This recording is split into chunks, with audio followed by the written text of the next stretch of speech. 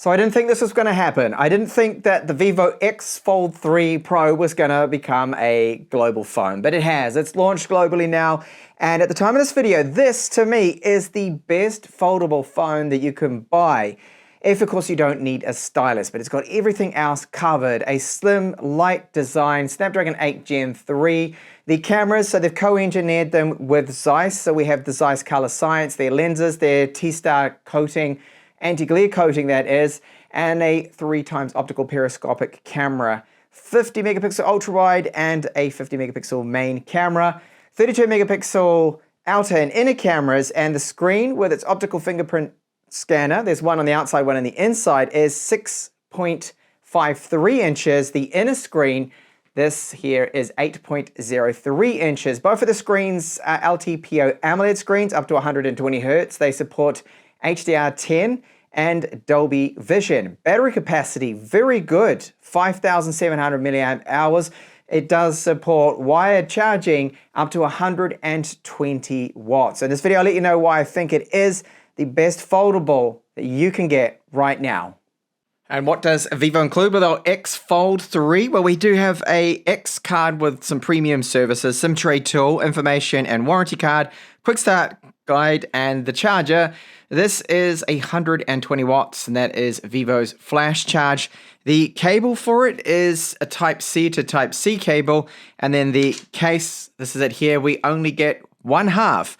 And I really would have preferred if the case they did include had a kickstand built into it. That would be great, then you could prop the phone up, but you are able to get third-party ones, and I'm not too sure if Vivo has an official kickstand case either for this phone. The inside's made out of this soft material, and it does have a raised lip here to give a bit of protection to that camera on the back of it. You can see it just clips on like so. So the protection is the top part here. Now, if it was to fall, it depends on what angle it's going to fall at, of course. You could risk still hitting this part here, so you may want to try and find a case that covers this too as well, or just be extra careful and not drop your phone, which is easier said than done, of course. So build quality of the phone, very good. You can see the bezels around here aren't the slimmest, but they're not bad at all for a foldable. We have a normal aspect ratio, normal width of screen here. Very good to see that. 120 Hz on all of these screens, so they are very fluid. They're AMOLEDs, and they do support HDR10+, Dolby Vision. We've got Armor Glass here. So the cover display, this one is 4500 nits peak, 6.53 inches, and it's a 21:9 aspect ratio. That's why it's a standard ratio, as I said there. So 32 megapixel camera here.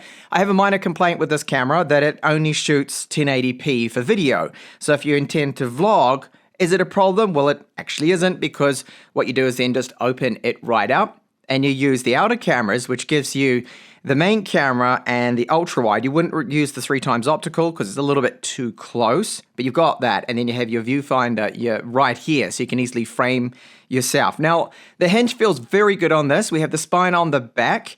It's made with this matte metal. They've got carbon fiber for the hinge in here, so 236 grams the weight of it. Feels good. I mean, this is not that much heavier.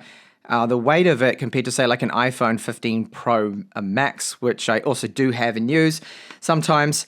And the quality of the back here, good. We've got Armor Glass on this, and it has this very smooth finish to it, but it picks up smudges. You can see all the smudges on the back. Now, the white version I had with the Chinese version didn't have that issue. I don't think the global, I'm not really too sure on this, if the global is going to come in white, but I think it might just be black for our X Fold 3 global version. You see on the back there that it does mention Zeiss co-engineered, and we do have Zeiss branding here. So it's got the T-Star coating. You can just see the little red T with the star and the T there. And that's their anti-glare coating, which is really good. I think it's something that all brands should be looking into. It just cuts down on that horrible glare, the lens flare and stuff that you have. That can be a big problem, especially with video. So our main camera, 50 megapixels. The periscopic 3x optical camera with optical image stabilization, that's a 64 megapixel sensor, and it works out really well. Even at 10x digital zoom, you'll see later on that the quality very good for a foldable, and the ultra wide 50 megapixels, dual tone LED flash. And you see a little hole here. I believe that is a microphone on the back. Sometimes they put a little gap there to help release pressure. Now the phone does have a here, IPX8 dust and waterproof resistant, so that means also up to 1.5 meters. Should be okay if you drop it in a swimming pool for 30 minutes. As long as it doesn't go any deeper than that, you can quickly pull it out, and the phone then should be okay. You just flick it all off, although I'm not going to be testing any of that out. I really don't like to risk that. We do have the little alert slider switch there, so you can put it into the silent mode and normal mode. Power buttons are made out of metal, antenna lines, metal frame all around the outside. Now this thickness here is 11.2 millimeters. When you open it, really thin. That is, now we're looking at here just 5.2 millimeters with it open. You can see the microphones there, IR blast, the loudspeaker here and here, okay? And then our SIM tray, which takes 2 nano SIMs, Type-C port, does support video out, and high data transfer speeds, USB 3.1, the antenna lines, microphone, and really good. So when I have this open, if I just flex this a little bit, it doesn't feel flimsy. When you open it up, it doesn't feel like, it feels really solid. It does not feel like you'd easily bend this or snap it in half or anything like that. No. So the crease on the screen, you do see it a little bit at certain angles, but I look at my phone and view it straight on. I'm not going to be holding it at like an odd angle like this. Then you will see the crease. You can see a little bit of it, running my finger over it. You barely notice it, just a bit, and I can tell you now, when you're using it, you really get used to it, and you don't even think about the crease. I know I see that comment always pop up with foldables when I review them. Oh, the crease, I will never get a foldable because the crease is terrible, blah, blah, blah, blah. Really, I don't think it's an issue at all with it. Now, the fingerprint readers, they're ultrasonic. They work so well. Location is good, so you just tap, it unlocks. We get the one on the inside too, so just tap there, and very, very good. Although that time it didn't work, probably because I'm recording, but most of the time, literally all the time, it is 10 out of 10 times. I probably pressed a little bit too quickly then, so that was really probably my fault. I'll repeat that. There we go. Okay, but it works really well. Good build quality overall. Loudspeaker location means that if you are going to be playing games or holding it in landscape, I would hold it with the camera module there at the bottom, so then we do have those 2 speakers at the top. You won't be blocking them then. So the screens on this phone are really good, 120 Hz HDR+, we've got Dolby Vision, and they're LTPO AMOLED screens. So they peak both of them, the inner and outer, at 4500 nits if you're playing back HDR content. Now the outer screen, very clear, very usable. Using the keyboard on this is all fine. I have not had any problems at all with it. So if I just jump in here just to bring up that keyboard, well, I don't really want to translate this page. But you'll see here that when you're typing, especially with Gboard there, that you've got plenty of space. It's not all cramped. It's not an issue at all. Now, the layout with the UI, which is FuntouchOS, not Origin, is the same on these 2 screens as it is in the inner. You'll see what I mean soon in a second, because 3D markers there. We then have the Google folder when you open it up. It's the same. So 3D marks there, Google, and you continue on doing your work. Now with this inner screen, it is 8.03 inches. And like other foldables, there's something about these screens that is really nice about them. And it's the contrast really, and the fact that we don't have the glass over the front of them. They don't seem to be as reflective at certain angles. Now, of course, we have the crease that I showed you before, and if I get the light to show, you can see a bit of it then. But when you're normally using it, it's a non-issue, especially for me. I've used a lot of foldables now. I'm completely accustomed to it. Really clear looking screen, and it's just that contrast. Those blacks look really deep. Everything really nice and clear. And the cutout, I like that they've pushed it into the upper right-hand side here instead of having it maybe there in the middle, or, well, they couldn't put it that close anyway. I think it's good to kind of get it out of the way, but it's nice to have for your video chat apps like Skype, WhatsApp. If you're going to be using that, to still have it in the inner screen, I feel it's good to have it there. Now, you could have an under-display camera, but as we know, that really degrades the quality. So very nice, very fluid, great looking screens. How do they fare in direct sunlight? This is the inner screen at the moment, and it was tiny bit overcast, but it was still a very bright, glary day, and it fared well. I could make out everything, and even if it was a completely clear day, I could still make out what is on the screen. The outer screen is the same. You can still make out what is there. It does come with a screen protector on it, so maybe not quite as clear as the inner screen. You do get some of the glare from that screen protector that does come through, but overall, very nice screens. As for bloatware, when you first power it on, there are really only 2, maybe 3 bloatware applications you get with FuntouchOS. Now with the Chinese version, there are a lot of different Chinese apps already pre-installed, but you can remove most of them. That's one good thing with Vivo. They let you pretty much uninstall everything. Nothing, well, not all of them are system apps. Most of them aren't. And here you can just see like Facebook. That's really the only bloat thing. Oh, and this one here. That's it. So much better than what other brands are doing. They're putting a lot of preloaded just rubbish on there that you probably will end up removing. Wide volume level 1 cert you can see, and it does support Dolby Vision. I'll confirm that too with what kind of playback we get with Netflix. And here we have camera to API support level 3, so open camera, Gcam ports, they're going to work, okay? And here you see this is with Netflix. So Netflix, this is very good codec support, VP9, and we get full HD, of course, and Dolby Vision, HDR10. I can confirm that I have been using this, watching some Netflix, and it is very good with that. Now, battery life. I know that this test is not realistic. However, it's fixed. It loops, and this is how we can gauge this compared to all my other phones I do review and other foldables. This is a really good score. And why did it do so well? Well, it was on the smart refresh rate, so it was probably at 60 hertz. That's why. Now, if I set it to 120, it would probably be around about 10 hours, maybe 9 hours, the score here. Real kind of realistic, real-world use, 7.5 hours, 7, similar to other foldables, even if this one does have a slightly larger battery, because it's 5,700 milliamp hours. And to charge it, my test here from 18 to 100%, 26 minutes only. Really good result. That's so fast. There's no way, even the new Z Fold 6 from Samsung, it's not going to be charging at 120 watts. It will certainly not fully charge in 26 minutes. The score here with Antutu, very good, over 2 million points. GPU score, fantastic, really powerful. And here with our throttling test, this runs for 20 minutes. Super demanding test, and the performance drops down to 57.3%. I'm seeing similar results with the OnePlus 12, with the Samsung Galaxy S24 Ultra, various other phones. If they're not fan-cooled, like the ROG phone or the Red Magic, then you're going to get this kind of throttling. The Snapdragon 8 Gen 3, in my experience now, having tested so many, is a very hot chip. It's powerful, but it's hot, and it will throttle, especially in something thin like this.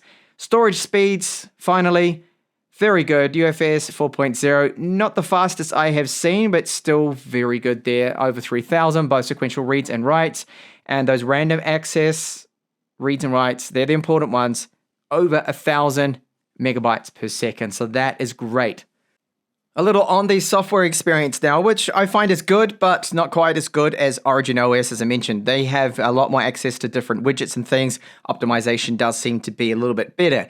Now, the touch response, very good. Triggering gestures, no problems. And all of that is excellent. I haven't had any issues. Now, I do have it on the latest firmware. There was an update that did come through, and you'll see it here under System Update. Vivo's been very good with updates lately because I've been using the X100 Pro and the X100 Ultra that I have right here, and they've been pumping out a lot of different updates and tweaks, just improving things. This one improved various things to do with the UI, the home screen, and some tweaks to the camera, so quite a bit there. And just looking at About Phone, the V3 chip we have on this, so that's for our image processing, 16 gigabytes of RAM plus 16. That other 16, of course, is just caching, and it's a Snapdragon 8 Gen 3 that we do have. Android 14, and I've got 512 gigabytes of UFS for storage with this model here. So spec-wise, very good. And there's also a security chip that it does have on board with it as well. So being a foldable, for me, it's more about the multitasking. This is what I really love about it, and having basically a tablet in my pocket. So the auto rotation with the accelerometer, that's all working good. No noticeable lag. So here I have just Chrome with a website. Now I can stretch this out to full screen if I wanted to without this little bar here. But multitasking, tapping here, switch to either a small window or split screen. So I can make this split screen now and decide that, okay, I want to have this here, be reading that, but also take a look at YouTube. And then you've got it all here. So I've got YouTube open, and I have this. And if it's a light application like both of these, you don't notice any difference in performance. Now, if you're gaming, you have a floating window. Depends if both of those apps you have open are very demanding, then there is a bit of a performance dip that you do notice. You can easily resize this to however you like it. Maybe you want to have a little bit more room there for YouTube to make that a bit larger there, the screen. So that's possible. And tapping here, I can then, if I press it correctly, can swap the apps and swap over to then a small little window. So the small window is another way where you can multitask and have just a little app open here. Perhaps maybe WhatsApp to keep an eye on the chat with someone while you're reading, while you're watching something. So it is all kind of useful. It goes over to the side here, so you're easily able to minimize that, maximize it. And if you tap here, you can also stretch these out a little bit larger, resize them if you want. So you can bring up Play Store here too. And most apps will support this, the small little window, so you can bring those up here and then start to play around with them, move them about. This is why I do like it for the multitasking side of things. I think it's very good, foldables. And then once you've done all this, you just simply fold it up and then put it in your pocket. And it's basically a normal phone, just slightly heavier and slightly thicker. So I think it's a good trade-off. How about the haptics? So what is it like with our X Fold 3 Pro here? Now, when I type away, it's nice little pulses. They're nothing huge, it's not a very strong pulse, but it's a nice little buzz. I like the feeling of it. Is it the best haptics I have used? No, probably not. I still think the Poco F2 Pro or the K30 Pro Zoom that I have has some of the best haptics in a phone ever tested. That's from, well, it's a Redmi or Xiaomi phone, but this, it's nice. It's not bad. I think they're good haptics. I'm maybe criticizing a little bit too much. It's a nice little pulse you get with it. So we have the speakers top and bottom here. Before I give you the sample, I just want to show you that flex mode. So if I bring this up like this, see what's happened now? I have the screen and the hinge. Will it spring right back? No. Okay, I can leave it like this. And let me just bring up those comments. YouTube tries to hide that away. But there we go. I can now type in here, because I can change the keyboard style, all right, to a full size. And I can type like this, have the screen up here. So that is all good. The two speakers, I have them right here actually at the moment. So there's one there in the center and it's slightly off to this side, but you don't really notice that. Good speakers for a foldable. I think they're fine. So the sample I'll play you now, it's in CS again for obvious reasons. Obviously, I don't want to get a strike. And it's 100% volume, the sample.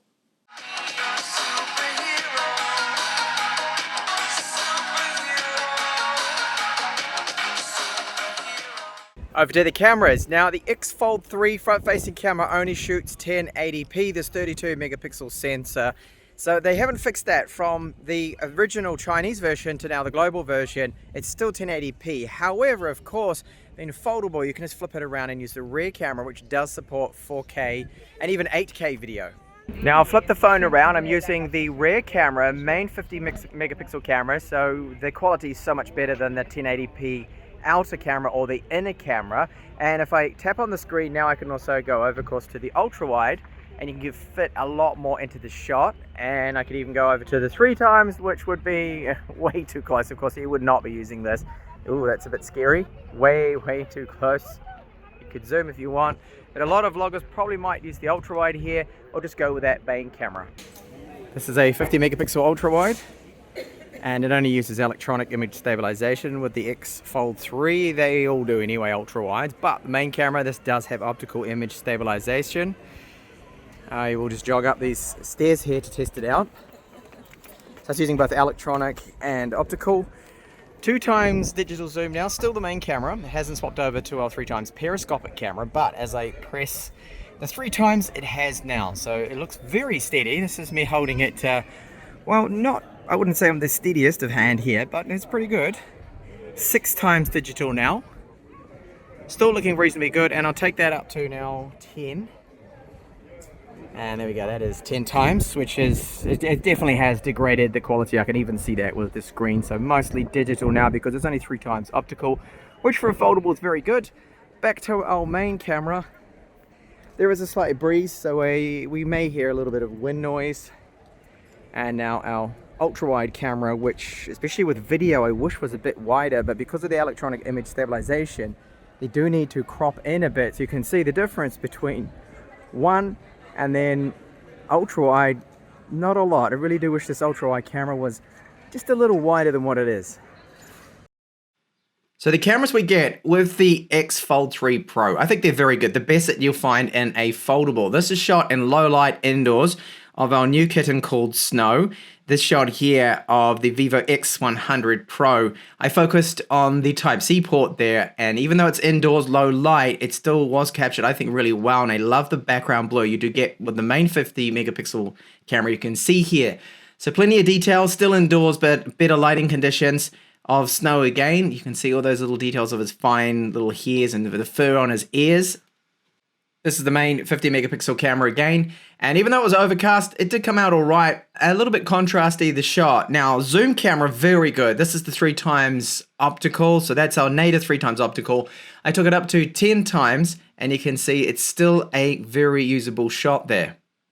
The ultra wide, I did find that it's not really that impressive. There's a bit of over sharpening happening, and for a 50 megapixel camera, it takes an average kind of photo, but you can use the high resolution mode. So that'll be the native 50. You can also use the native 50 for the main camera and then 64 for the zoom camera. Like their flagships, the X100 Pro and Ultra, you can take a super macro shot, which tends to look pretty good. A lot of details captured.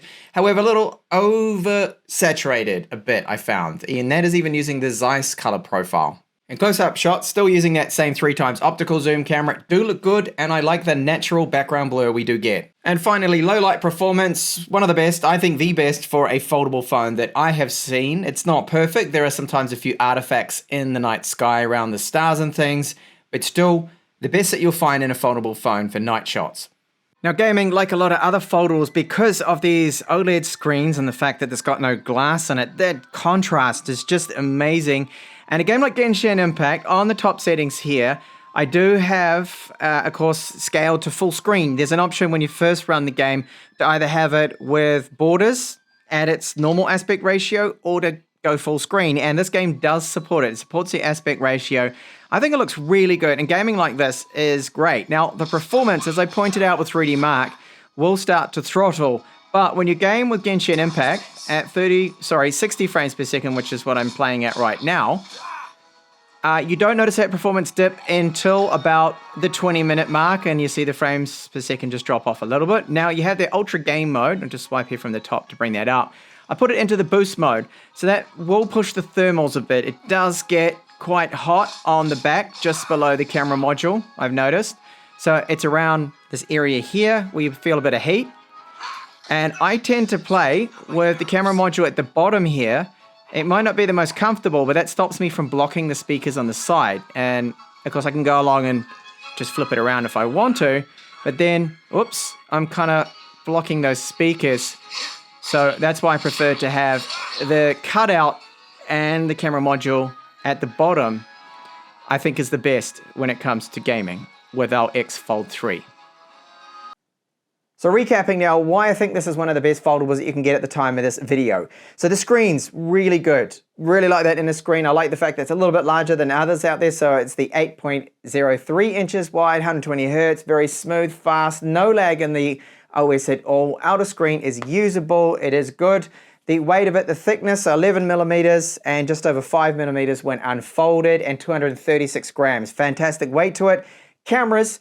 This is where it really excels compared to other brands out there. So I've tested out Xiaomi foldables, Huawei foldables, Honor foldables, and of course Vivo ones. And this definitely beats the Samsungs as well. So the Z Fold series, you've got better cameras. In fact, the best cameras, I think, if you're into your portrait photos and even zoom shots, this is really it. With the Zeiss optimization, with the colors, with their processing, with that V3 chip, it really is good. Large battery with the wired charging is very fast. Wireless charging is also very fast. It really covers it all. Now, we don't have a desktop mode. This is where I come into the cons. So there's no equivalent of, say, Samsung DeX, not here on board. And we don't have stylus support. We have an IPX8 dust and waterproof rating, but no stylus support. So if you need a stylus, sadly, this is the only real major con, is it doesn't have the stylus. Now, I myself personally don't really use the stylus. I never use it in my S24 Ultra, so to me, it's not an issue. This here, I think, is the best right now in foldables, and now it's global, which is fantastic. So thank you so much for watching my review of the Vivo X Fold 3 Pro. Bye for now.